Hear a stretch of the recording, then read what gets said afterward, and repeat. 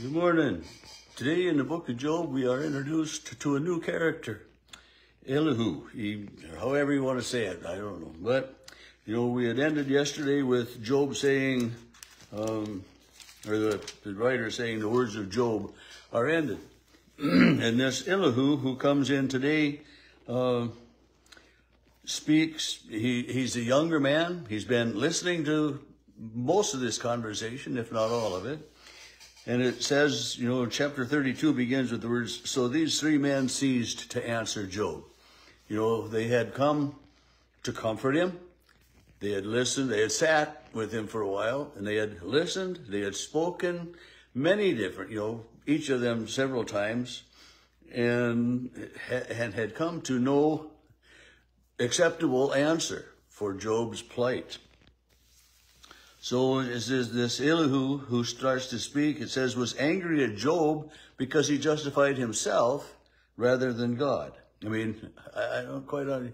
He justified himself. He said that he was right with God. And justified is, justice means that, the right thing has been decided. But Job justified himself rather than God. You can't justify God. I don't quite understand justified himself rather than God. Job pled innocence. He said, I'm not guilty. He said, I am just, I am righteous, the relationship with God is what it should be.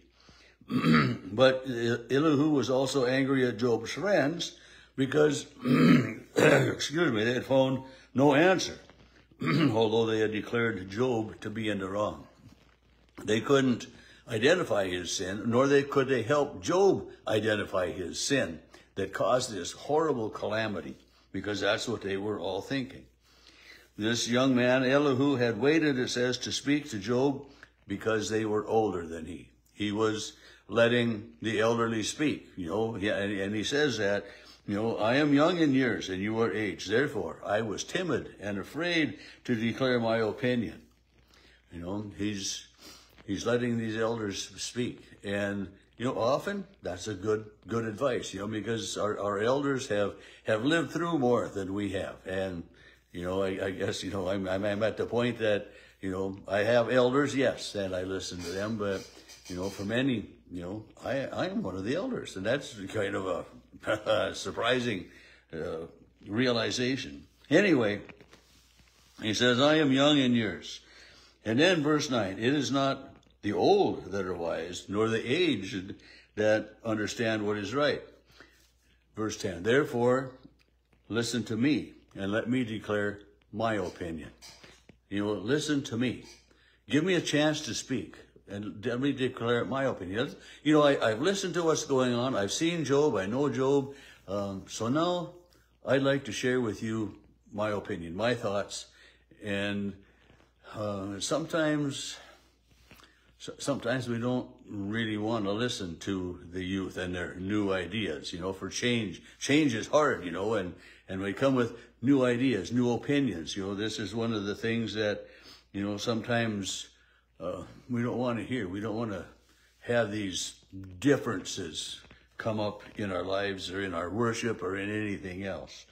And then he says, see, I waited for your words. I listened for your wise sayings while you searched for what to say. I gave you my attention, but there was in fact no one that confuted Job. No one among you that answered his words. You have said, we have wisdom. Well, where is your wisdom? He's kind of asking that question. And in the first 5 verses, it says that Elihu was angry at Job. He was angry at these 3 friends. He was ready to speak. He was frustrated that they hadn't come up with a solution, with an answer. How could they wrap themselves around and understand what had happened to Job? And then verse 15, they are dismayed. They answer no more. They have not a word to say with you. And am I to wait because they don't speak? So, he's saying, I waited while they spoke. I tried to give them a chance, and you, Job, a chance to figure out what was wrong. Verse 17 again, I will give you my answer. I will give you my opinion. For I am full of words. The spirit within me constrains me. And then, I mean, he's just bursting to let this out. Listen, my heart is like wine that has no vent, like wineskins. It's ready to burst. I must speak so that I may find relief. I must open my lips and answer. You know, this wine that has no relief, or wineskins that are ready to burst. You know, I mean, when the wine ferments, and, you know, it's just, you know, and that's exactly, you know, they use new wineskins because the old wineskins, if they can't stretch that much anymore. And, you know, and this is what Elihu is saying. I'm like wineskins that are ready to burst with the fermentation process. You know, I can't contain my words anymore. I just got to speak. I got to get them out. And he says, I will not show partiality to anyone, nor flattery to anyone. For I don't know how to flatter, or my maker would put an end to me. So he's frustrated that he's listened to this whole conversation somehow, and that there hasn't been anything figured out. You know, and it's I get kind of frustrated with that sometimes too. You discuss something, you discuss, and nothing happens, and then it gets brought back up again, and you know, but Elihu is ready for some action to take place, for something to, you know, somebody to make a motion that says, you know, here in a second and a vote. You know, this isn't gonna what he's really talking about here, but you know, nothing has happened. It's just the same old, and sometimes, you know, people go round and round in conversation that way, and no resolution is found. And, you know, if you just simply argue with someone, you know, you very seldom change the other person's idea or opinion by arguing. It's to present facts and to, but even that doesn't always work. Anyway, chapter 33 begins again. But now hear my speech, O Job. So he's speaking now directly to Job. Listen to my words. See, I open my mouth. My tongue speaks. My words declare the uprightness of my heart, and my lips know that they speak sincerely. So he's not trying to flatter anybody. He's not using fancy words, but, you know, I have to speak what I believe, what I see, and I speak sincerely. You know, he isn't just blowing smoke, and this is what Job accused his three friends of, you know, kind of blowing smoke. He says, answer me if you can. Set your words in order before me. Take your stand. See, before God, I am as you are. I too was formed as a piece of God. I am the same as you. Before God, I am as you are. And this is, what a statement. Each and every one of us is the same before God. We are a sinner. We are in need of, you know, this help, you know. And so, you know, Elihu is saying, I'm the same as you are before God. So you don't need to fear me. Don't be terrified of me. My pressure won't be heavy on you. And then verse 9, you say, I am clean without transgression. I am pure. There is no iniquity in me. But yet, you know, see what happened.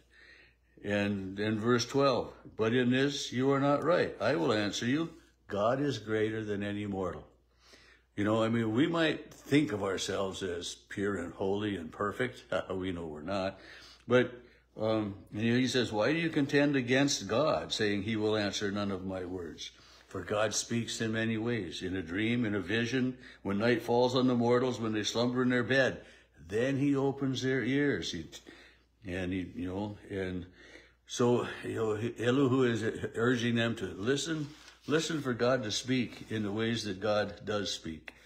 And he goes on with this, you know, talking about God. At verse 24, therefore, if an angel be for one of them a mediator, or of 1,000, one who declares a person upright. An angel mediates for us. And you know, we have Jesus mediating for us. We know that and trust that too. And so he goes on and talks about God's justice and how God's justice comes. And then the end of this chapter, verse 32, he says, if you have anything to say, answer me. for I desire to justify you. If not, listen to me. Be silent, and I will teach you wisdom. And to me, right here, boom, there's a pause. Well, chapter 34, which we're not going to read today, says, then Elihu continued. So he has given this speech of these 2 chapters, and then, if not, listen to me, be silent, and I'll teach you wisdom. And then he gives just a chance for someone else to speak. And often in conversation, the words come out of somebody so quickly that, and they go from here to here to here, that you don't have a chance to put in the words edgewise, is what we would say. And I know that happens so often. There's things that I would like to say, and you take a breath and you're ready, but they just go right on. So Elihu gives a little break here for them to refute him, for them to say something or whatever. And I think this is a lesson for us as well when we pray to God, that, rather than just boom, boom, boom, boom, boom, boom, boom, list off all of our requests or whatever it may be, that we need to take time to listen as well. It's one of the powerful things of prayer, is to listen. And sometimes it's like Elihu says, God will speak to us in our dreams, in our visions, and at times when we're not really expecting it.